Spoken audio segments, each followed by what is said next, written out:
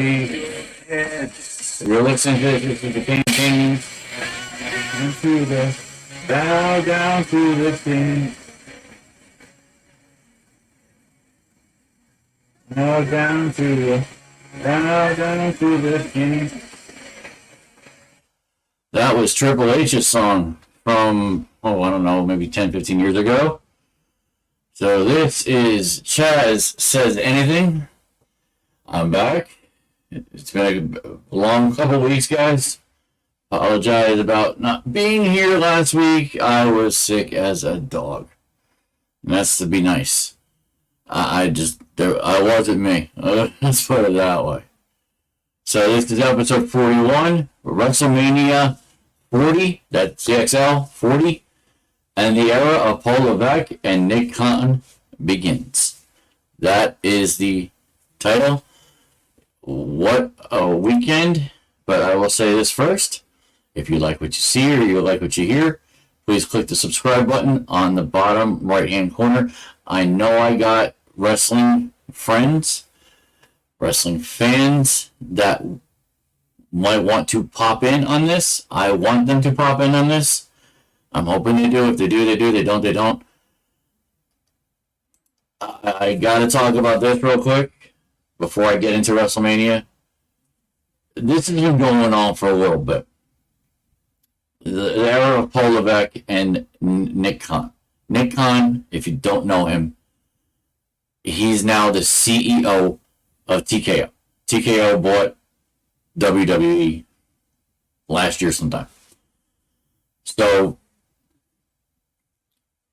since now Vince is out with this scandal that he's been dealing with, and Triple H, Hunter Hearst Helmsley, who has been in the business now for over 20 years, he has been put in charge for a while now as the CCO of WWE. CCO, Creative Content Officer. And now other wrestling places have that too. AEW and OVW, you name it, you name the other little ones, they probably have some type of CCO. So far, and I'm trying to be biased here. I'm just trying to say what I've seen.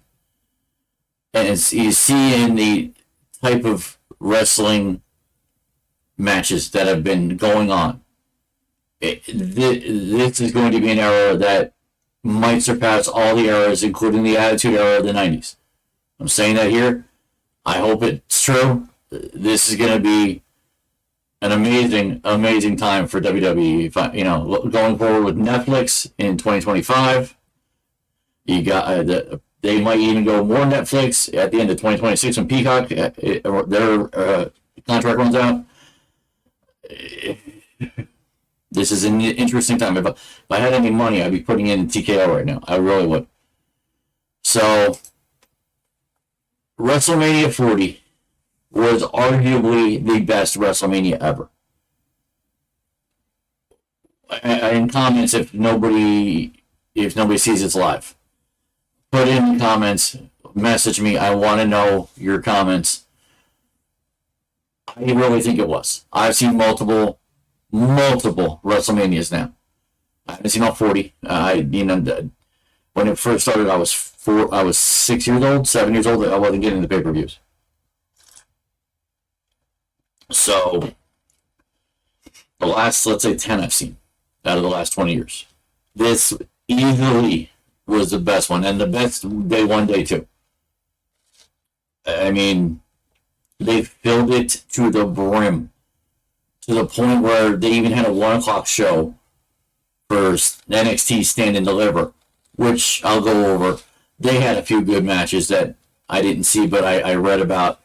Very interesting matches.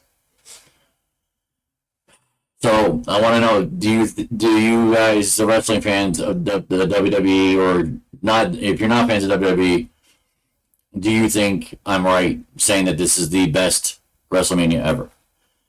All right. So best match, hands down, best match, and it was a continuation of the first match, but I'll get to that. Day 2, Cody Rhodes versus Roman Reigns under Bloodline rules. We knew this was a possibility as fans. I was hoping it wasn't going to be, but if you think about it in the short term of a storyline, it made a little more sense. And in losing the first match, the way Cody and Seth did against Rock and Roman, I started seeing certain signs of things to come for this match. I posted it all on social media. I was right about most of it. I'll go blow by blow. So, match starts, back and forth, 15-20 minutes. No big deal. So, after a while, you can tell Roman's getting frustrated. To the point where I just felt Jimmy was coming. And I knew, I was no surprise Jimmy shows up to spoil a count. Okay? Then, who comes out? Main event Jey Uso. Jimmy meets up with him and says, okay, well, we're going to fight. So Jimmy meets him down the aisle. They fight. And they get to the point where Jey just spears Jimmy off the ramp, and you don't see him for the rest of the night. Okay. So we know who's next. There's the other little brother, Solo Sikoa. He shows up after a while, spikes Cody. Now, think about this. And I thought about the history. Who did Solo Sikoa spike and basically ruin, let's say, more of his voice in his career? He already had a good career. 2 words. You can't see me. John Cena. Cena comes out in a weird run. I mean, it was the absolute weirdest run. But he did it. He comes in, beats the crap out of Sikoa, gets him out of the ring, and slams him onto the Spanish table. They only put the Spanish table out there for it to be smashed, and it happened at least 2 or 3 times that night. This was day 2. So, like the Spanish announce table, they know they all automatically know to jump back. That was fun. So, after John does that, well, guess who's coming out? The Rock. His new music, the final boss music. John, he turns around does his little Rory look that he normally does when he has that Rory look, and subsequently gets rock bottomed in the ring. Okay. Well, once the rock bottom happens, some music goes on, and then the lights go out. Well, to say I wasn't at the top of my lungs screaming, because I knew this was happening. I called this on Saturday night. I said, you're going to see all the bloodline show up. Jimmy, Jey, and then Solo, and then Rock. I said, you're going to see Cena. Cena's still there in Philly. You're going to see Taker. Taker's still there in Philly. I was hoping to God that also Stone Cold would show up. Wrong on that. Okay, not a big deal. But then Taker right behind him. If you haven't seen it, it's probably one of the memes of the year. Undertaker behind Rock. Like Undertaker's been behind other people before. It's a great meme. It's a scared meme that when Rock turns around, it's an OS, if you know what I mean. So Undertaker does that, looks around, and then goes away. But then when he goes away, everybody goes away. It's only Rock it's Rock. It's only Roman and Cody. Now, one more thing before the whole end of it, which this went on for like about 40 minutes. It was a 40-minute match. Really good. Really intense. The Shield pops up. If you know who the Shield is, Roman Reigns was part of the Shield when he started. So was Seth Rollins. So was John Moxley. John Moxley was somebody else. Now Moxley's still in AEW as far as I know. I was hoping to God they signed him away from AEW, but that obviously hasn't happened. Long story short, it's Seth. He gets his butt kicked because he's hurt. He's still hurt. He's probably done. Let's be real. That's why he probably lost the match. I'll get to that. But he comes in and gets knocked out. Now, Cody, for the win, was doing all these different things. How Roman Reigns even did what I had written there. Defeating Roman Reigns with 3 crossroads to finish the match. Roman did a crossroad. You think it's going to work on Cody when you do his own finishing move? No. But Cody's done this before where he's won his matches, big matches, with 3 crossroads. And the third one was the killer. You can see the third one. It was a Randy Orton-esque drop of when Randy Orton has guys on the rope by their feet. It was a great moment. I mean, it's going to be moment of the year for WWE. I don't see another one. There was a couple moments, no doubt, and I'll get to those. But this, honestly, I feel was the best match. And I don't think I'll get too many people disagreeing on that. Damian Priest catches his Money in the Bank briefcase on Drew McIntyre after CM Punk beatdown. Now, Drew was champion for 5 minutes after he pinned a hobbled Seth freaking Rollins. Let's reverse this. Seth Rollins and Drew McIntyre, first match of day 2. I knew Damian Priest was probably going to be in this match at some point because he has to use that Money in the Bank before the next Money in the Bank, which is basically in 2 months. It's like 2 or 3 months. It's somewhere close to summer. They had to have him do it. This would be the best time to do it. And I love that they said that Rhea Ripley told him to do it. I think it was Triple H that said that you got to go out and go get this now. And it was probably written in the script, like I said. But you could tell Seth was hurting. Seth was easily going to give up this championship. He was in bad shape, and Drew wins this match, and how CM Punk gets involved is pretty interesting. So CM Punk, he's been hurt, and his issue is his arm, so he can't really wrestle.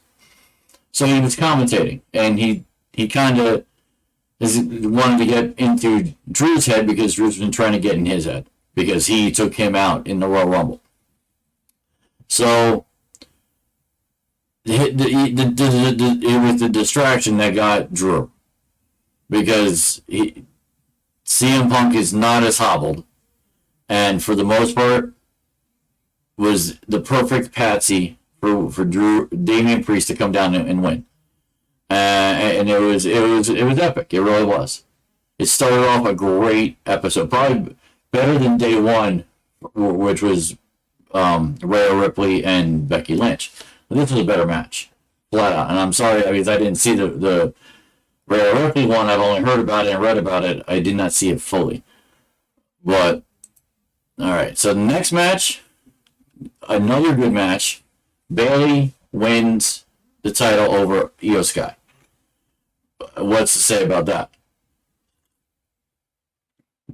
This I felt was meant to be. It was just a match. She had to do this. Io Sky couldn't hold this for that long without her. Io Sky had help when she remember Io Sky won the Money in the Bank. Bayley kind of let her have it. Io Sky has been helped by everybody, including Bayley, to keep this belt. It was going to be Bayley's for her to take, and she absolutely can dominate most wrestlers in that division. Who's going to be tough? Is Cargill, Charlotte when she comes back, Becky Lynch, Naomi, Bianca Belair. those are going to be the women that are can affect how she reigns as a women's champ. I don't see any of Damage Control doing this. Just don't. All right. So congratulations, Bailey and Damian Priest. I forgot to congratulate him too. All right. Logan Paul retains the United States title in an incredible fashion by pinning Kevin Owens with Randy Orton outside the ring. For the most part, this was the best match he's probably ever been in. And I have to give him that. Hands down, I don't like Logan Paul. I think he's a punk. I respect him. I respect his game. I respect what he's done to be a WWE wrestler. If he stays a WWE wrestler, the respect will stay. But the dislike will also stay. I don't like him being champion for too long, but we'll see. I mean, I don't like the promotion of the Prime. Maybe he's paying a lot of money. Good for him. I've tried the drink. It sucks. And that's obviously my opinion. But it's not something for me. But for the most part, that was a good match. You're going to see some guys like Ricochet one-on-one with him. That could be a really good match, if you think about it. You know, I don't see a big guy. One-on-one Randy Orton could be deadly. I think the triple threat match, for the most part, was beneficial than it was hurting Logan. But I don't think he realized that in the short run of things. Undisputed WWE Tag Team Championship six-pack team ladder match. This was on day one. This was the first match I saw. And for the most part, it was entertaining. I mean, all the different factions of, hitting each other, going back and forth. Grayson Waller and Austin Theory were the first ones to get a belt. They got the SmackDown ones. That was on the right-hand side of the TV screen when they were wrestling. But as soon as they got that, they got knocked out. Like, they were knocked out, and I don't think they were knowing the rest of the match. Now, I truly wonder, and congratulations to them, even though I despise them too. Now, Awesome Truth, I'm curious how long they'll keep them as champions. Because R-Truth is the lovable, goofy guy that thinks he's still in Judgment Day, that, for the most part, thinks everybody is back in the 90s, and that DX is still around and John Cena is still around, even though John Cena, and I'll get to that, what happened on Monday. So, but I think for me especially, this might be his last run at a title. I know Randy and Kevin Owens, they're probably in the same boat looking for their last run for a title. So, Miz has been around 20 years. Randy's been around 19. Kevin Owens at least 10 or 15. So, now Austin and Waller, that's going to be interesting what they're dealing with on SmackDown. Who knows how long they'll be keeping that. All right. Sami Zayn, this was one of my favorites, probably just under Cody winning. For the simple fact, the things that Sami Zayn has had to deal with. And I'm not just talking about script of what he had to deal with on a week in, week out basis. He's Muslim, for most people that don't know. It's probably why he has the beard the way he has it.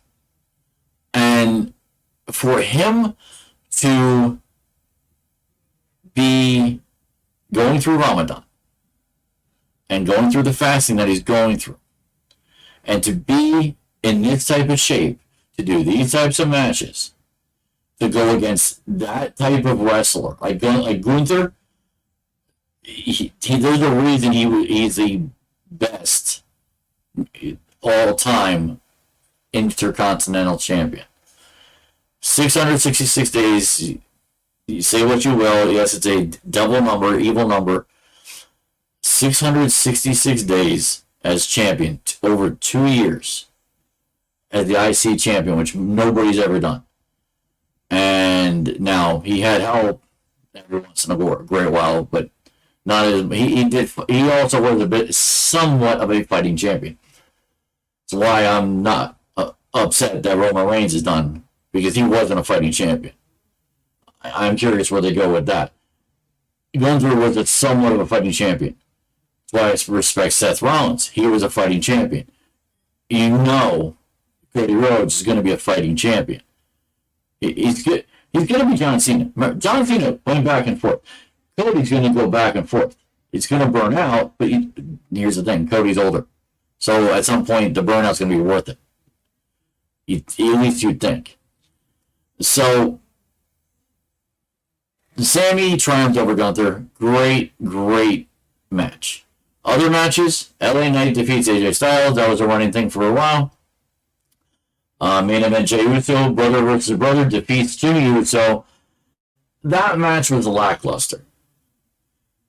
I don't want to say it's the worst match, but if you're going to gauge matches best to worst, that might have been the worst because that was the most predictable.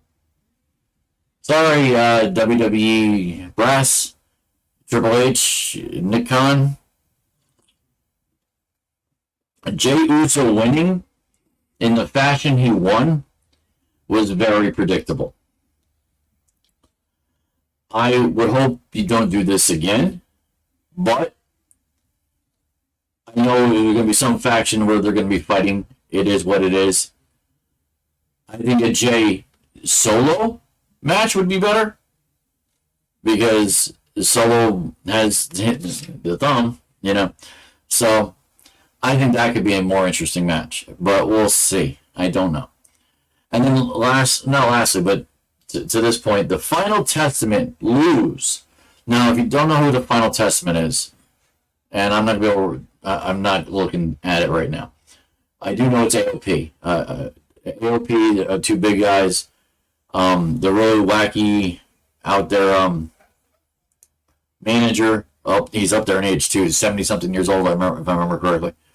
And the married couple, but they're a little demonic, a little not satanic. They're not satanic.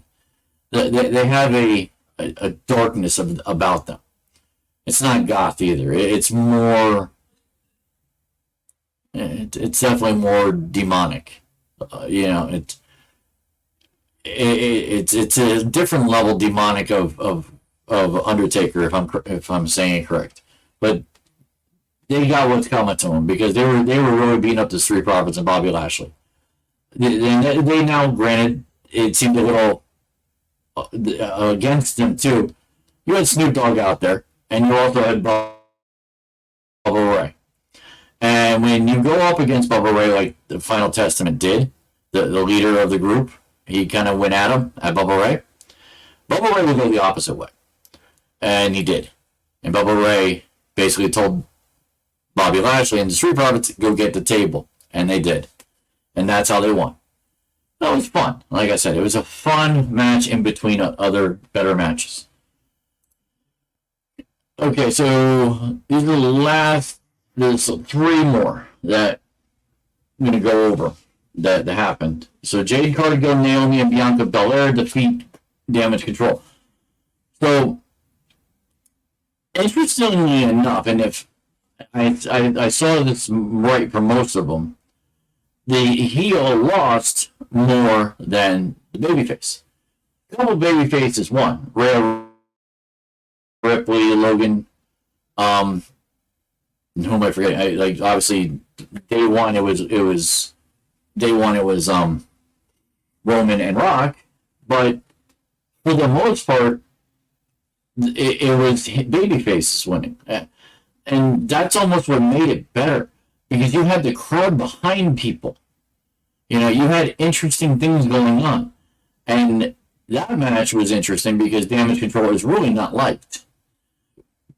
Kicking out Bayley made them more unliked, in my opinion, and that's fine. Now, the Rey Mysterio and Andrade defeating Santos Escobar and Dirty Dom. Basically, LWO versus Legado del Fantasma. And this is what I thought, and maybe still can happen, that Dominic will be kicked out of the group he's in. Why am I forgetting the group? Hold on.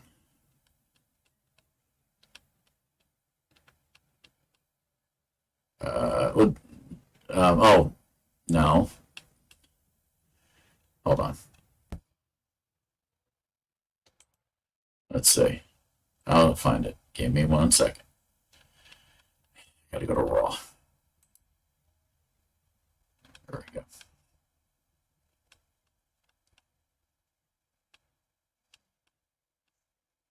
No.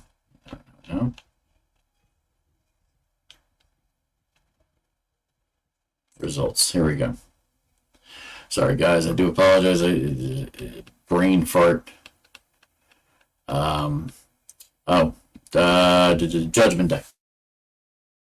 I'm looking at this now, and honestly, if you think about it, there's 3 guys now that don't have a title. JD McDonough, Finn Balor, and Dominic don't have a title. I'm going to say this right now. I don't think Judgment Day's far, to be in a 5-person team. I can see a match, triple threat, maybe for Backlash, maybe even earlier, of McDonough, Finn Balor, and Dominic, and to determine who's going to stay in that group, and the other 2 are out. I can see Damian Priest and Rhea coming up with this. I could see them saying, we need people who are going to be able to attack people and win and this and that. I suspect that would be Finn Balor winning that. I know Rhea Ripley keeps talking about how Dominic's the GOAT, and she said this on the Pat McAfee show. Pat McAfee's even trying to say, he's a jackass. He does. You shouldn't be with him. Blah blah blah. Which it's all shtick, because we know he's married. He just got married, and she's got a husband she's been married to for God knows how long. But it's that faction's got to break up at some point, or at least change. We'll see what happens with the faction. I think Dirty Dom is about to be taken out. Him and McDonough could be an interesting tag team. I will say that. So, and now in that match, this happened.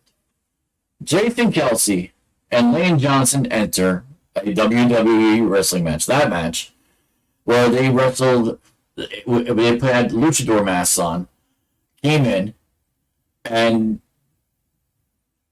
basically went nuts on the whole Legado, the Legado del Fantasma. They went nuts on him. So, yeah, I found that very interesting. It was very entertaining. The fact that they both took their shirts off. Now, Kelsey's taken off his shirt before. He's a dad. He's retired. We expect it. It is what it is. Lane Johnson took his shirt off, and I'm like, why is he not better than he is? The guy is a monster. He's a cross between Ronin and Braun Strowman. Wrestling fans, you know who I'm talking about. That's what Lane Johnson looks like. And I know he's got physical issues. Like, he's older. So, the issue is, why isn't he that as good as he? And it's probably this. He's getting older. Like, Lane Johnson is a monster. He probably could be in WWE if he wants to retire. He could go to WWE. But that was very entertaining. And I will say, and I'm kind of veering off on this one, it was very intriguing to see so much green during this entire WrestleMania. Not surprised, but they were really pandering to the Philadelphia Eagles. There was no doubt about it. Last match, and like I said, didn't see it, but she retained. Good for her. It was a good match. Sorry to Becky Lynch. And if you didn't see her entrance, and if you're a metal fan, well, let's say the song I played, King of Kings, it was by who did I put? King of Kings, but that was Jim Johnston. Okay, whatever. But originally it was Lemmy from the band that what the hell is it called? I took my beverage today too, people. Anyway, so her entrance there was a group called Motionless in White. They're out of Scranton, Pennsylvania. They're a cross of Gore and Marilyn Manson. And maybe, okay, take out Gore. Insert Insane Clown Posse without the rapping. So Insane Clown Posse with Marilyn Manson, you got Motionless in White. And they did Rhea Ripley's song, which was originally done by somebody else through WWE. And it's definitely very... If there was anybody who's goth in WWE, it's Rhea Ripley. The Australian is goth. And that is such a goth song. I mean, it's a little demonic. There is talk of death and dying and this and that. But it's such a hard song. And for those people who know metal music and don't just see it as demonic music, they see it as hard. They know, you know what I'm talking about. It brings you to another level that's not in that demonic way. It brings you to that solid focus level. It's hard to describe if you're not into this. I listen to Disturbed. I listen to Godsmack. That I know what that sound is and what it means to me. So that she came down to that, and she knows the song word by word, and it was a very stage-like theatrical part where she's out there, they're staring at each other, the lead singer and her. YouTube it's a great watch. It really is. Alright, so I'll go over this quick since I didn't watch this. I just read about certain things, and I'm like I said, I'm going to highlight certain things. Alright, so NXT Stand and Deliver highlights. Roxanne Perez wins the Women's Championship over Lyra Valkyria. Lyra won that title from Becky Lynch. So it went from Becky to Lyra to now Roxanne. Good for Roxanne. And the Yankees are winning. Good. Anyway. So we'll see what Roxanne Perez is. She was on Raw. We'll talk about that in a minute. Ilya Dragunov retains his title from Tony D'Angelo. Tony D'Angelo is usually a tag team guy, and maybe that's why he didn't win. He's a really technical Russian wrestler. He's really good. I'll talk about him more in a little bit. He's going to be an interesting watch for all the WWE fans if you don't know it already. And then Trick Williams beats his former best friend Carmelo Hayes. That's definitely an interesting match that they focused on WWE.com. And Trick's been trying to get over Carmelo because Carmelo's always been, he's kind of one-upping him. And like I said, they were former friends, and apparently he's the one that beat up Trick. It's a story. It's like, that's the soap opera part of this that most people either like or don't like. Okay, what else? NXT Tag Team Champions Braun Breaker and Baron Corbin defeat Axiom and Nathan Frazier. Here's my issue with this. I have to, excuse me. Here's my issue with this. So Braun Breaker has signed with SmackDown. So I thought Nick Aldis signed him. Why is he still wrestling in NXT? We'll figure this out. I'm sure they'll figure. I think the draft is going to help with this too, and I'll talk about that if people don't know what I'm talking about. But Braun Breaker, he's a next level star. Baron Corbin, I think, is a guy who's helping people out, and he definitely helped Braun Breaker. It's time for Baron Corbin to help somebody else. I don't know who that is. HBK can figure it out. That new GM woman, whoever the GM of NXT is, I don't know her name. I apologize. NXT's on now, so I don't watch it that much. So they need to split them up and figure it out. So have some other tag team win. Obviously, Axiom and Nathan Frazier probably not tag team you want yet. I get it. If you want, give it back to the guy who just lost to Dragunov, Tony D'Angelo and his guys. Or Alpha, not Alpha Academy. Who am I thinking? It's Chase Academy. Or Chase U. It's called Chase U. Give it back to Chase U. I mean, they got enough fans. Oba Femi retains, or maybe he won. I don't know if he was. They may not have been a North American champion. I apologize on this one. So Oba Femi, whoever he is, I don't know who he is, defeated Dijak and Josh Briggs. Dijak's a big MFer, okay? That man is huge. And the fact that Dijak lost to this guy, there's got to be something there. And I didn't write here, but apparently the fact that there's an NXT North American champion for men, it's now been created and was talked about during the broadcast that there will be an NXT North American Women's Champion.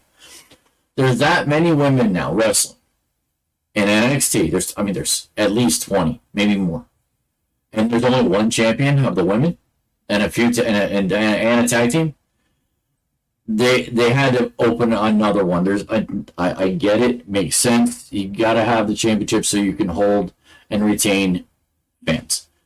You got to do it. Okay. So,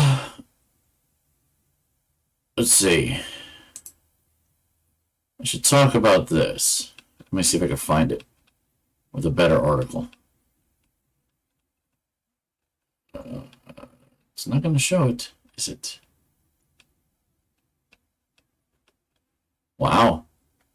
Everything, it doesn't show that. Let me see if I can go here and it shows it. Well, this is showing me NXT, what's going on. So what's going on in NXT right now? Breaker and Baron Corbin defend. Wait, they're doing it again? Oh, apparently they're doing it again. That's interesting. Oh, Axiom. Yeah, that's right. He's the weird one with that mask.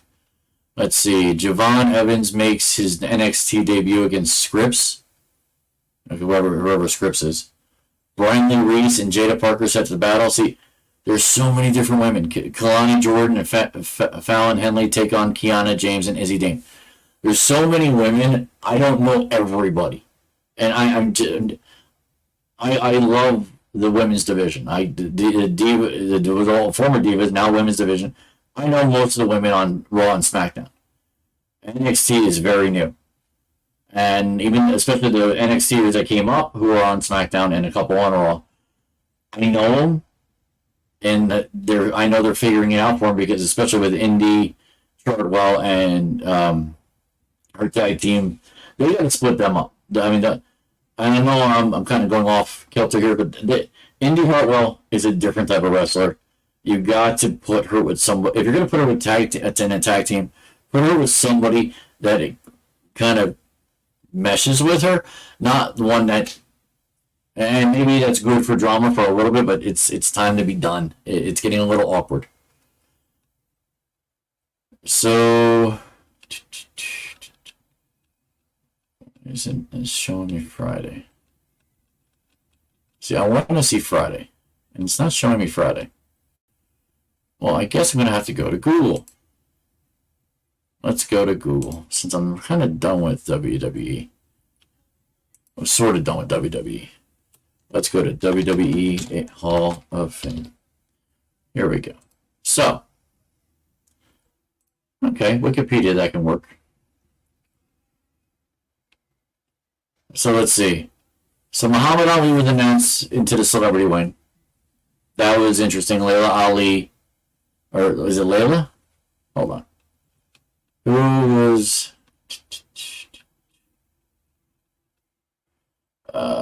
posthumous? Yes. I'm trying to see that. You think they would tell who actually talked for him? I'm trying to remember. I did watch it later. Somebody's talking outside. Anyway. Alright, so Muhammad Ali, for his everything he's done, including a few things he's done in the wrestling ring, good for him, bravo. Paul Heyman was the first inductee, and Roman Reigns came out and talked, gave a speech. Paul Heyman made his speech, and something I'm going to reiterate in multiple people in this. There are things I learned about Paul Heyman that I even didn't know. And I knew he ran ACW. I didn't know other things. I didn't know how many people he actually brought in, how many people thanked him for helping him. Cody Rhodes thanked him for helping him get in the business, besides his father. Like, there were so many people that are... it's amazing he hasn't gotten in before this.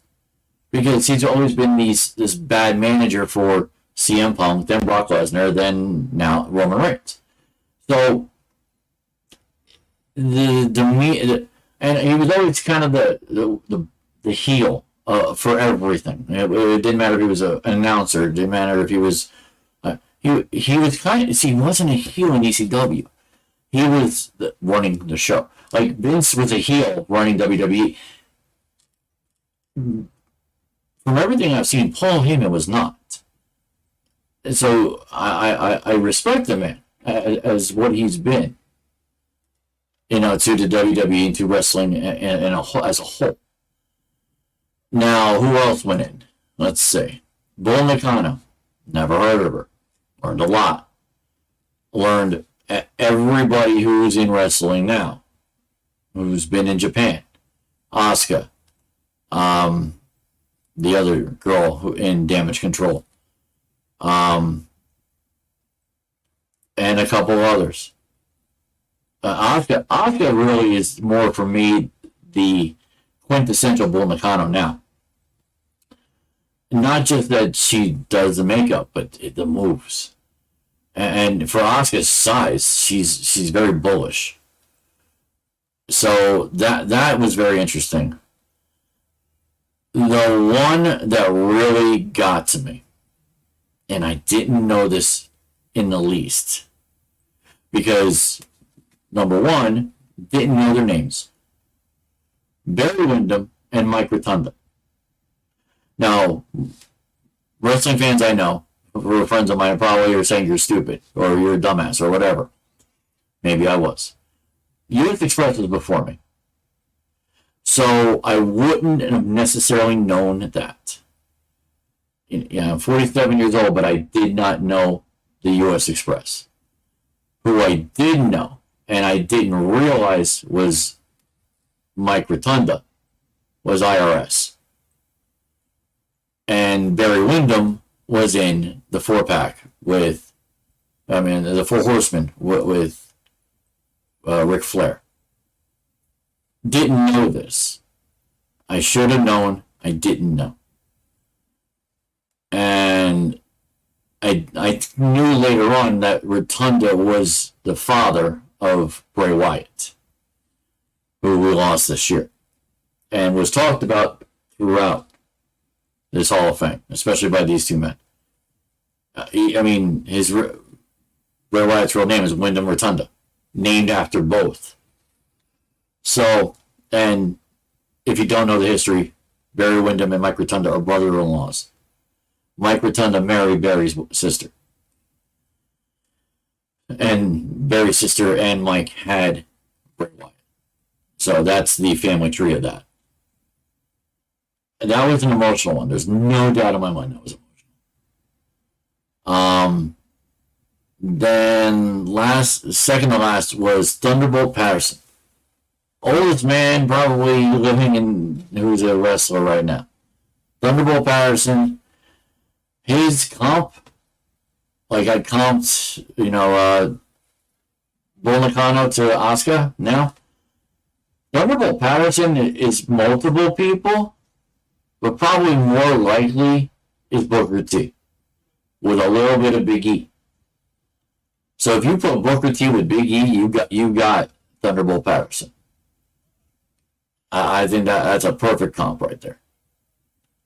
And now, the speeches were good. For the most part, the speeches were good. Thunderbolts went on too long. He got preachy. He got wordy. He does what I do, but in the worst. And he did it worse, in my opinion. And it was too much. So, lastly, which was interesting, and the only way I know this person is through watching a show called Young Rock. If you've seen Young Rock, it's about Dwayne Johnson running for president in 2032, talking about his past. The person that he inducted into the WWE Hall of Fame was Leah Maivia. I got the name right. Leah Maivia. That was his grandmother. The one who ran the wrestling business in the Polynesian Islands after High Chief Maeva died. On his deathbed, she said, and I'm kind of paraphrasing, that she would run his business after he's gone. And she did. She got in trouble here and there, and that a lot of that stuff that's in the show is kind of true to an extent. And then Leah's daughter, Ata, kind of ran it. Now, when she was running it, Dad, Rocky Johnson, was kind of doing his own thing and then kind of screwed himself when he went behind Vince's back in the early days of WWF. Remember, back in those days, it was factions everywhere. And everybody was loaning everybody to everybody. Andre the Giant was in Polynesia with Ric Flair, and everybody was with everybody. I mean, I can't even name the names. They know it. A lot of you wrestling guys probably know it. But Leah got everybody, and so did Ata. And that's what I find interesting with The Rock and the Bloodline family, too, as they have an interesting family. Who's who of wrestling royalty. There's a couple of them. They have the biggest, but are they the best? I mean, maybe they are because of the size, but you got the Rhodes, you got the Ortons, you got the Wyndhams, or Wyndham/Rotundas. There are groups of people. Oh, how did I forget Flair? You got the Flairs. So you got a group of people that are second and third generation. And I know I'm forgetting a couple people. I think there's I want to say Heinrichs.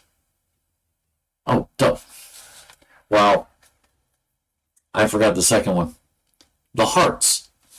There's so many Hearts. So the Hart Foundation is an expansion on top of an expansion. I mean, it's just that big. So, but those are the individuals. And it was. Oh, I didn't even put that up. That was good for them. Wow. So, that was very interesting.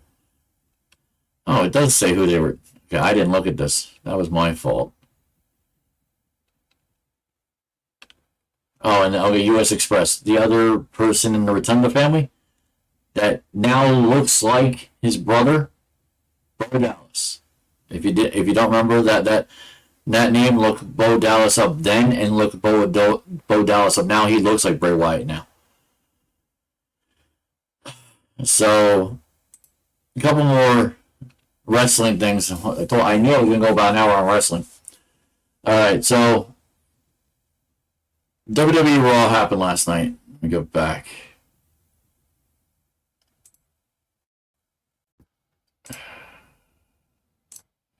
So WWE Raw, the Raw after WrestleMania was supposed to be glorious, monumentous.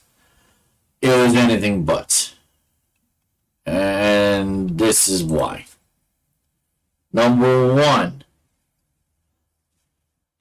Triple H comes out, announces Cody. Cody thanks everybody. Wonderful. Raw comes out. Okay, they're going to do a little this back and forth. Fine. 40 minutes later, 8:41, they're still doing it, going back and forth. Oh my God. Here's my rant. Triple H, Paul. I get you're trying to push this Rock Rhodes thing. I get it. They went on too long. And the secret stuff with him, putting something in his hand, and then Cody covering it and then putting it in his pocket. Come on. I mean, it's nauseating. I almost got my nausea pills. I really did. There was no reason for it. A quick quid pro quo would have been fine. There were matches I know you had that you could have done that weren't done. Or other matches that could have been longer. That was just too long. Way too long. So, one of the bigger matches, where is it?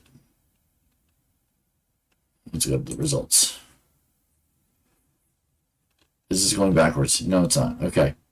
So, after all that BS, what happened? Okay. Dragunov shows up. The guy from NXT, the NXT champion, Ilya Dragunov, comes up and wrestles Shinsuke Nakamura. You know, Mr. Yeah. Anyway. So, Shinsuke loses to Ilya. Like, he puts up a good fight, there's no doubt, but he loses to Ilya. Now, after that, a commercial comes back. The new heavyweight champion, Damian Priest, and the Judgment Day come celebrate their WrestleMania victories. This is why I stated what I said before. You have two members of a five-person faction that have championships, where they stated before they were a championship faction. Now you're not. What do you do about that? Do you accept the mediocrity that you have? Or do you weed out the ones that don't have? We'll see what happens. I think it's, like I said, I think it's JD and Mr. Dominic gone. I think Finn stays because he can. You know what he could probably do is go for the IC championship against Sami Zayn or Chad Gable, and I'll get to that. But in a funny little shtick, you know who shows up? R-Truth. R-Truth shows up thinking he's in Judgment Day. Well, Miz comes down, and they have a match. It's the three guys that don't have a title versus R-Truth and The Miz. Now, R-Truth says he has another teammate. Miz is asking him who is his teammate. Who is his teammate? After they're both getting their heads beaten left and right, the next thing you hear is John Cena's music. It hits. And I was hoping for it. I'm like, it made sense. If he does John Cena moves, why wouldn't John Cena be there? Right? I mean, it's WWE logic. It's what I would call it. So Cena's there doing his thing with Miz with R-Truth. It was fun. It was enjoyable. It was better than the 41 blanking minutes that were wasted in the beginning of the show. Like, something like this is more entertaining than watching people talk for over that long. Now I get it that I'm talking too long, but you know what? I'm a podcaster. If people listen, they listen. They don't, they don't.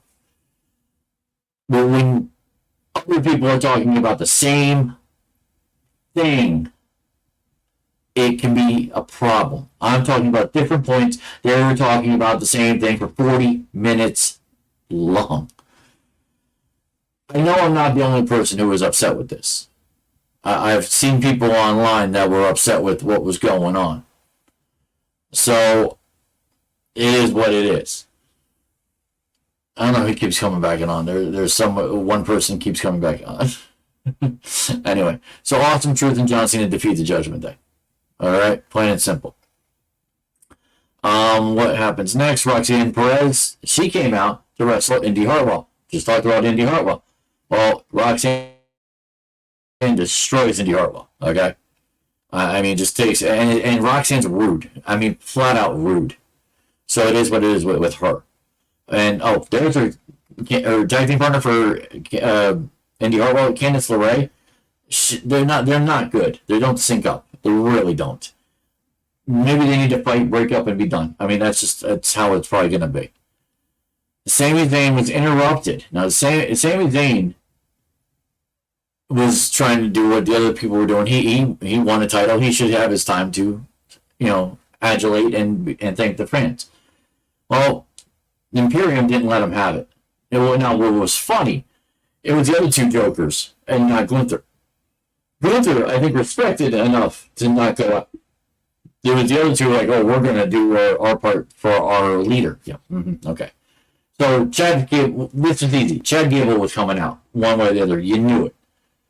So they fought, and Sami Zayn and Chad Gable defeat Imperium. No surprise there. So that was that. Chelsea Green then comes on. And anybody who knows who Chelsea Green is Chelsea Green. She's very good looking, but she's out there. She didn't have a WrestleMania match. She wanted her moment. Well, General Manager Raw had no problem giving her moment. Sent her out there, said, you'll get your moment, and you'll see who your opponent is.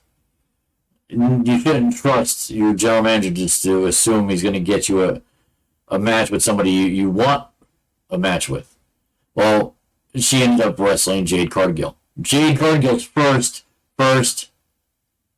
individual match in WWE. Cargill is a specimen of a woman. Cargill is going to dominate at some level this division. I don't know who, I don't know how, but it's going to be interesting.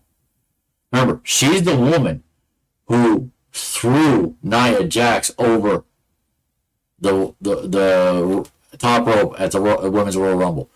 It was Jade Cargill by herself. Bianca didn't do that. Becky didn't do that. Naomi probably could have if Naomi wasn't in for already 45 minutes. There are not too many people that can fight Nia Jax. And Piper Niven is not in the same atmosphere as Nia Jax. There's at least 5 other. Charlotte Flair is probably more in her. And obviously, Charlotte Flair is because she's been doing it forever. But the Jade Cargill said 3 minutes in 1 second. It was probably 2 minutes, and there was 3 minutes, another minute of loading. And then Drew McIntyre came out to rant. And then Jey Uso was, okay, so Drew came out to rant, but he also had a match coming up. This was the last match of the night. So it was a fatal four-way: Ricochet, Bronson Reed, Drew McIntyre, and the eventual winner, main event, Jey Uso. So now Jey Uso is the number one contender to the World Heavyweight title of Damian Priest, which will probably be fought at Backlash, and I'll just talk about that. Now, how did Jey Uso win? He pinned him. He pinned Drew McIntyre. But something happened. CM Punk, who screwed him the night before, screwed him again. So, if CM Punk gets better, I almost guarantee you're going to see Drew and CM Punk in a match. If not, it's at Backlash. I think the next pay-per-view, which I believe is in Saudi Arabia, if I'm correct. So,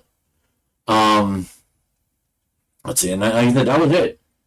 You know, that was the best match of the night. But hands down, best match of the night. But we had to wait 2 and something hours for it, and there was something else going on at the same time. So, and this is where WWE really needs to know who they're going up against and what they're going up against. I could have watched something else for the 41 minutes that I lost. Like, I love Cody Rhodes, but I didn't need to hear 41 minutes of Triple H, Cody Rhodes, and The Rock. It just wasn't necessary. Now, what was announced? WWE Draft. 426 on SmackDown, 429 on Monday Night Raw. And then Backlash in Paris, France on Saturday, May 4th at 1 p.m. on Peacock. That's the gist of it. Nothing has been signed. Nothing has been said. Like I said, the only one that's really probably possible is Jey Uso versus Damian Priest. Probably the only one at the moment. Everything else is going to build up. But the draft, if you don't know what the draft is, it's similar to an NFL draft or anything like that. And look at the date. 426 is the second and third round of the NFL draft. Now, granted, that NFL draft starts at 12 o'clock. SmackDown starts at 8. So it might miss it, which is fine. But that's just a lot of draft day stuff on 426. Anyway, so the draft is going to do is there's going to be 3 different brands that are moving. NXT is going to be part of this too. They're going to move NXT people. Like I said, Braun Breaker's probably already a SmackDown person. Cargill's a Raw person. Ela is probably coming at some point. I could see him getting drafted, which means he's probably losing his title. Unless he can bring his title. I don't know. We'll see. I don't think the NXT guys can move around from, as opposed to like the Raw and the SmackDown ones. Now, the only other person I see, and she just lost her title, and that's why I think she's coming to SmackDown or Raw, is Lyra. I think Lyra's coming. So that's going to be interesting. And you might even see Carmelo or Trick, or both. I think Carmelo and Trick are ready for big time. And since losing Big E, and not that I'm going PC on this or anything about, we need more, black people in WWE, but we do. And Carmelo and I just said his name. Anyway, Trick. Carmelo and Trick. Anyway, I think they're coming up too. Got a question for everybody. Is Samantha Irvin the best WWE ring announcer ever? She's the most social media savvy and social media covered WWE ring announcer. But is she the best? Now, there was somebody, and I forget his name, and he's in the Hall of Fame now. And he was the only guy doing it for all the events, and that's why he's in the Hall of Fame. I want to say Harvey. I don't know why Harvey comes to mind. Like Harvey Whippleman, but I think that's somebody else.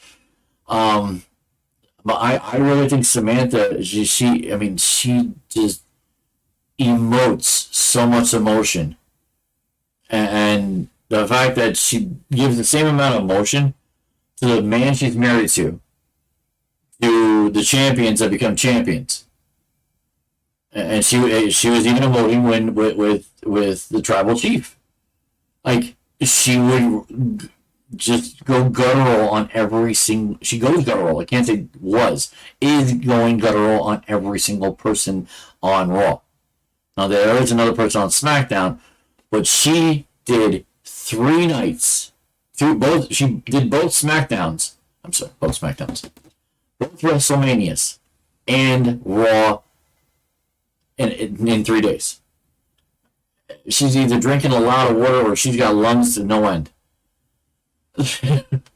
But I truly think Samantha Urban is the best WWE ring announcer ever. And it's not because she's a woman. It's not because she's hot. It's because of what she does with what she has. All right, I think we're done with wrestling. An hour and 6 minutes. I told Beth out there, I said I'm going over an hour in wrestling. I'm supposed to have somebody on, but I guess she's not coming on. I don't know why. Anyway. All right, so I'm done with WWE. I'm done with the Hall of Fame. All right.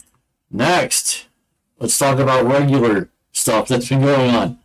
NCAA men's and women's basketball championships are finished.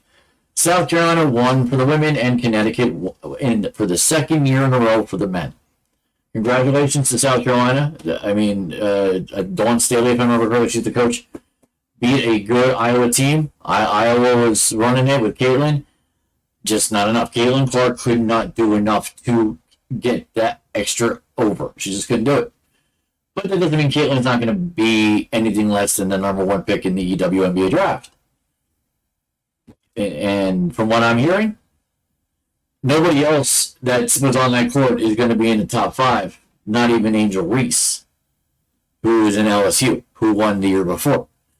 So, I mean, it's the WNBA, and let's be real, and it's what I'm hearing also.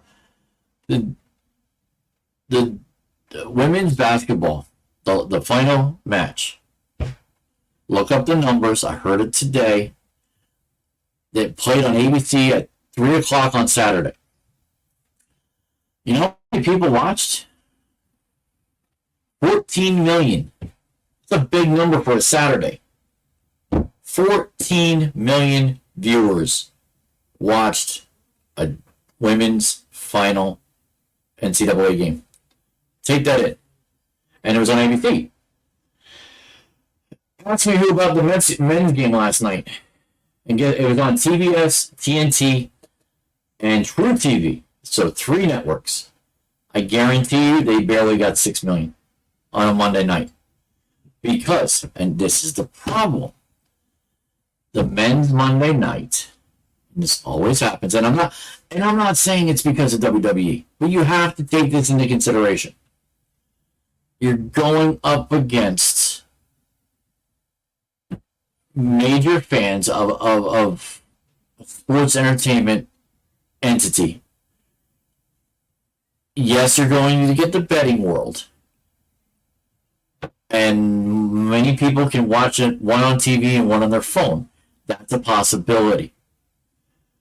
But more people watch WWE Raw, I can almost guarantee it, than they watch the national championship game. When you're going up against a big deal, consistent thing like that, and it's the day after the Super Bowl of wrestling, you're not going to get the ratings. So they should have done this on CBS or ABC or NBC. And if I'm correct, CBS, I think, had a Country Music Awards on Monday night. So that probably had about 3 million. Yeah. I'm not a marketing genius, but I could play one if I tried. I could do it if someone gave me the opportunity. I would know. Not that you can't fight certain aspects of broadcasting, and WWE is one of them. You have to take them seriously. especially now going with TKO, going with a bigger brand.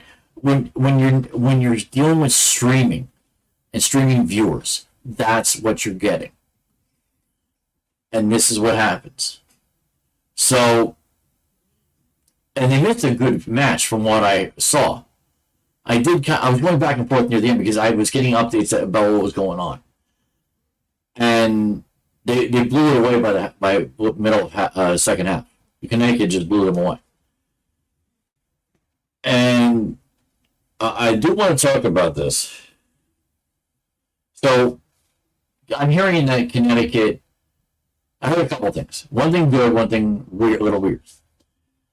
Connecticut's the best team in the last 10 years. I agree with that. Last team to do this was the 2007-2008 Florida team. I heard this on the Mount Cage, so I can't take credit. It was said that the Florida team went back-to-back in 07 and 08. The difference was that the Florida team, 5 starters, came back the next year. All 5 were on the 07 and the 08 winning championships. Last year's starting 5 did not come back. Not all of them. And it was 5 of the top 8 players on that team either graduated this year, last year, or went to the NBA or somewhere else this year. So they had to replace, and they still won. What did that show me? That the coach is great.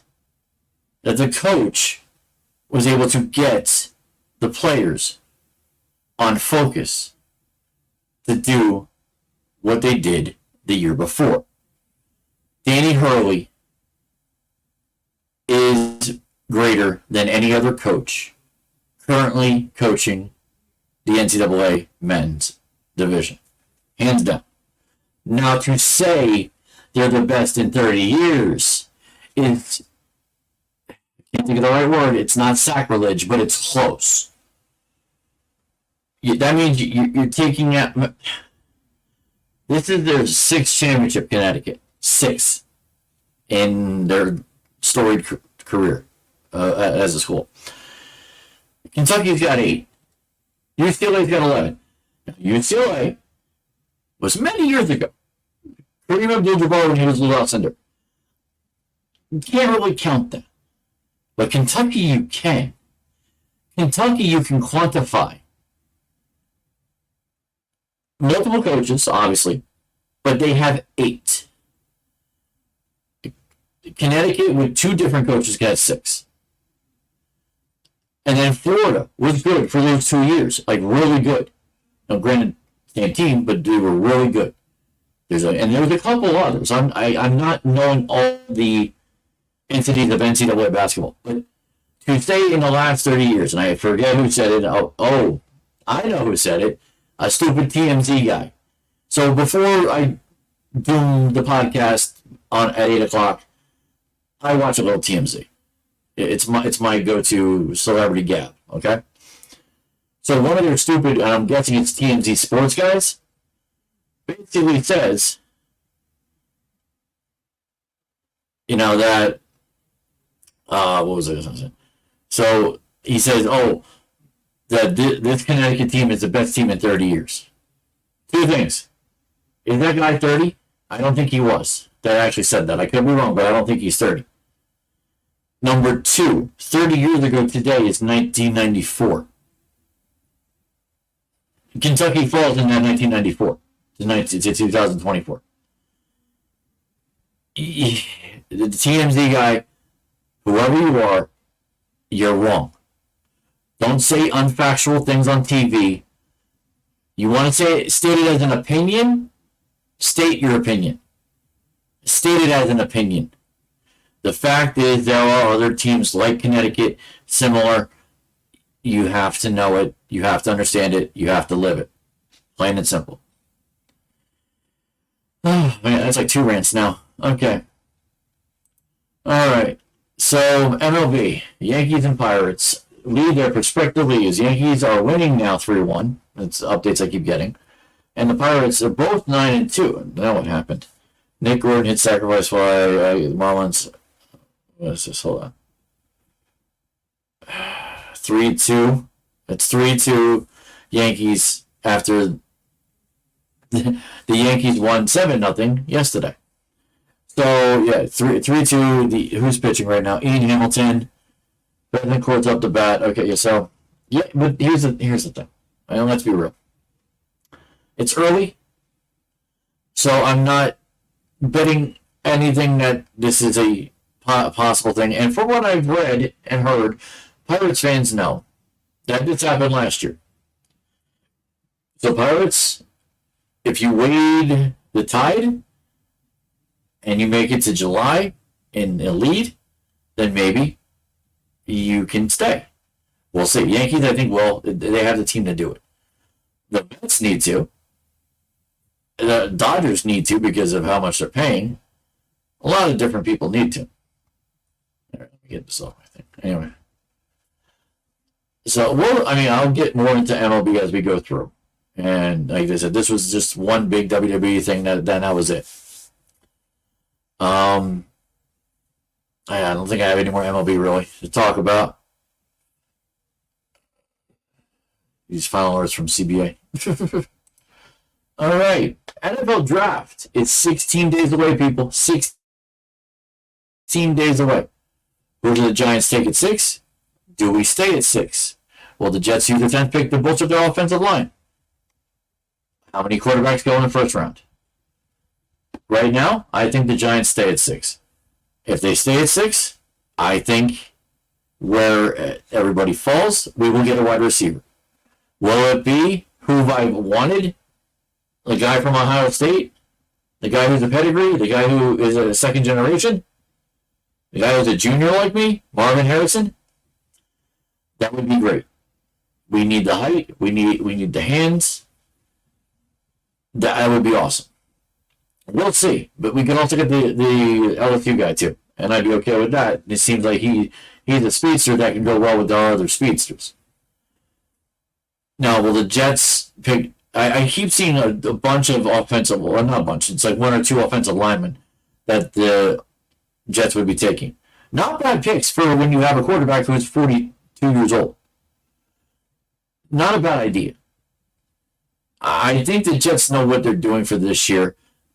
We'll see what happens. The Jets need to be very, very we'll see attitude going into this season.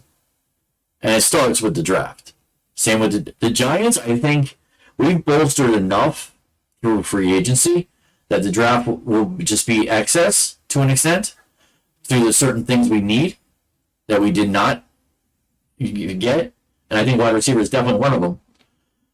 The quarterback would be good too, but we'll talk about that maybe next week or the week after when we get really close. And then how many quarterbacks go? I think 6 at most go in the first round. At least 4. At least 4, at most 6. All right. I'd say we had more, but I think only, a couple things. Okay.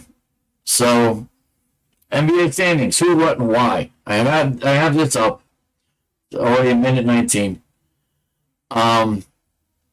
If you don't already know, I am a Knicks fan, so I'm big on the Knicks, and from what I hear, we could be as close as being second place in our Eastern Conference. We're 1 game behind the Bucks and the Magic, and we're about to clinch. The Knicks are about to clinch. 3 teams are about to clinch. The Magic, the Knicks, and the Cavs. All tied at 46 wins. So, Boston has already clinched their, what the hell is it called? They're going to be the number 1 seed. They're playing either what are they playing? 7, 8, 9, 10. So, here's the 7, 8, 9, 10. Philly, Miami, Chicago, Atlanta. That's a 7, 8, 9, 10. And with 4 games to go, yeah, there's only 4 games to go. So, yeah, a lot of people are out. Brooklyn's out, Toronto's out, Charlotte's out, Washington's out, Detroit's out. So, the Orlando, New York, Cleveland, and Indiana, and 3 through 6 are within 1 game of each other. So the next 4 games are absolute killers. If the Knicks can go 4-0, they could be in the second spot, because if Milwaukee loses any, that could be a problem. So that's why the Knicks can be in the number 2 spot, which means they could play one of those 4 teams. And I would love to see the Knicks play the Sixers or the Heat. That would be great. But we'll see. I mean, any of them, Chicago and Atlanta, they should be beatable. But I'll talk about this a little bit more as it comes closer to the playoffs, which will probably be in 2 weeks. In the Western Conference, it's really tight. Yeah, 3 teams at the top have not clinched yet because they're all within a game. Minnesota's got 54 wins, Denver's got 54 wins, Oklahoma City 53 wins. So one of those 3 teams is going to be the top seed. Then you got Clippers, Dallas, and Phoenix, and then 4 through 6. The weirdest thing I've ever seen is 7, 8, 9, 10 in the West. 7, 8, 9, 10 is New Orleans with Williamson down there and a couple others. Sacramento, who was doing really well. I think they were actually number 1 at one point this year. And then the Lakers and the Warriors. How are teams with the players they got and the coaches they got, how are they the 9th and 10th seed in the West? That technically does not compute up here, for the simple fact that when you have LeBron James and Stephen Curry, and maybe it's because of their age, and it's stupid, because, and this is what's bothered me as a basketball fan from the get-go. And I can't even say the get-go.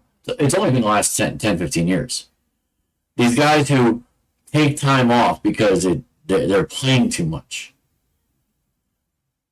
It bothers me as a blue-collar person, because I don't just take time off to take time off. I take time off because I'm sick. I take time off because I'm hurt. I don't take time off because I want. That's called a vacation. And you get vacation days for that. And they get a 3-month vacation. You play a certain amount of games in a certain amount of time. Games. The key word. Games. This is your living. This is your job. Tell me why you think this is hard. Tell me why you think this. You're working out for free. You're getting doctor visits for free. You're getting massages for free. I need to know the hard part. I will not be raising my child if he goes to play baseball and gets drafted and he's good. He will not be to the point of lazy where he doesn't want to play every day. He will learn what it means to be a blue-collar athlete, because that's what I am in my mind anyway. Physically, I'm not an athlete. In my mind, I'm a blue-collar athlete. If I were to play basketball as a job, I'm kind of being a little presumptive, I get it, but coming from a blue-collar family where dad was working 40 hours a week to bring in whatever he brought in, which was scraping for the time, I don't understand that I'll go to work half the time, I'll sit in kibitz, I'll still get paid, I'll go work out. I'll talk to the coach like I talk to my kids. No. I don't respect that. This is another reason. I'll go on this rant. I wasn't even planning this one. This is why Michael Jordan is hands down, maybe not 10 times, maybe not 5 times, he's hands down better than LeBron James. Michael Jordan didn't take off. I mean, the man would do stupid stuff like go gamble in Atlantic City and then play the next day and score 45.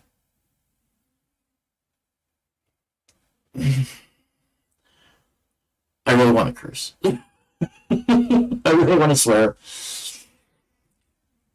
You can't tell me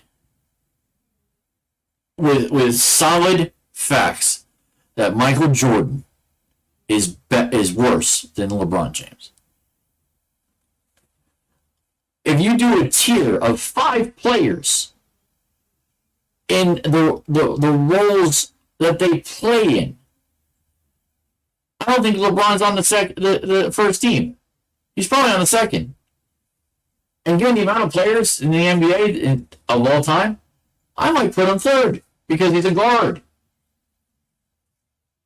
I think there's 5 guards better than him. I do. Magic Johnson was a guard. Jordan, Johnson, Isaiah. Who am I forgetting? I mean, that's 3. John Stockton. I would put John Stockton ahead of LeBron as a guard.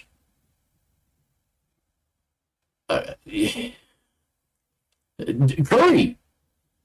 I mean, Curry's done more for his position offensively than LeBron has. LeBron has had a multitude of players to play with him on 3 different teams. Jordan had 1 team with some players coming in. The one argument I hear, which is a valid one, is that he needed Pippen. If you look at it, yes, it makes sense. Pippen shows up, he wins. But what happened when Michael Jordan left and Pippen was there by himself? Who couldn't do it? Jordan needed Pippen, Pippen needed Jordan. Let's be fair. That's what they... I know Jordan doesn't like to say it. He's never said it in his interviews. But you look at it logically, Jordan needed Pippen, Pippen needed Jordan.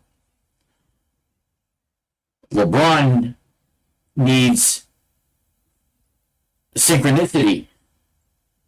He needs, and the best player he ever had, and it kills me to say this. It really kills me to say this because I don't like the man. I don't like the man. The best player LeBron ever had with him, it wasn't D. Wade. It wasn't the tall one. Can't think of his name in Miami. It's who he had in his second run with Cleveland. It was Kyrie Irving. Bothers me to know anything about that man. But the player Kyrie was is what he needs in some player in every year he plays. He doesn't have a Kyrie Irving on the Lakers now. I think he's hoping Bronny will be that next year if they can draft Bronny. The Lakers, I'm sorry, 45 and 34. They're good if they don't lose in this round robin or whatever. They're getting ousted by either Minnesota, Denver, or Oklahoma City. Especially Minnesota and Denver. So I waited for my friend. She didn't show up, but that's okay. So, earthquake happened in New York on Friday, guys. Any stories? Let me know in the comments. I'm curious. I saw a lot on social media, and that I was actually home that day.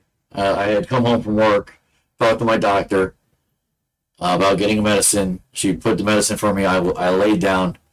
Literally an hour later, I'm on the couch, and the couch starts moving. So the next thing I know, Beth is screaming in the office I'm in now. Like, what the F? What's going on? She's looking outside, thinking there's a truck. I mean, it was shaking. The house was shaking. Go figure. I mean, that was as strange as anything. And then, obviously, on Monday, wherever you were in the United States, you witnessed a solar eclipse of some form. I saw about 90% covered, and it was my first time. And from all reports I've seen, and I got a text from my mother who did Google it or something, that said the last reported solar eclipse in this area with any relevance of, coveredness was in 1979. If that's true, we waited over 40 years for this. So it was interesting for me to see. I was actually loving it. I was sad I didn't have the technology to take a picture of it. I did see a lot of people taking pictures on social media. I'm glad I was able to see that. I just wasn't able to take that picture myself, and I was a little upset. Come to find out, my brother and sister found something and did not share with me. So a little perturbed, but I got 20 years to figure out what they did. Because apparently we're going to get this in 20 years. All right, I talked for an hour and a half, guys. Nobody came on. Always one person kept flipping in and out. I think I know who that was. It's probably Brian. Beth's sex. I don't know why he keeps flipping in and out. Like, I'm going to talk about motorcycles. Anyway, so if you want to hear about what I said wrestling, go back to the beginning. Take a look. And if you want to actually be there for the beginning, you can get notifications if you subscribe to my channel. Okay, so just hit the button on the right hand corner. You will be subscribed. You will get notifications. I know this because I actually subscribe through my email, and I do get the notifications. So I know the notifications can be got. So I know a lot of people can't watch this on Tuesday night. One of these days, maybe I switch it, but at the moment, I'm not switching it. It's just the easiest thing for me right now, given my ability to do it. So, like I said, this was episode 41, WrestleMania 40, and the era of Paul Levesque and Nick Khan begin. Maybe I'll get my friend next week. I'm not going to say her name because I want her to actually be on with the name on her screen. I would love to see what people say about that. All right. So this has been Chaz. Hopefully I'll be back next week with episode 42. I don't plan on getting sick. That was bad. I do apologize for anybody who might have been waiting to watch. And have a good night, guys. See you later.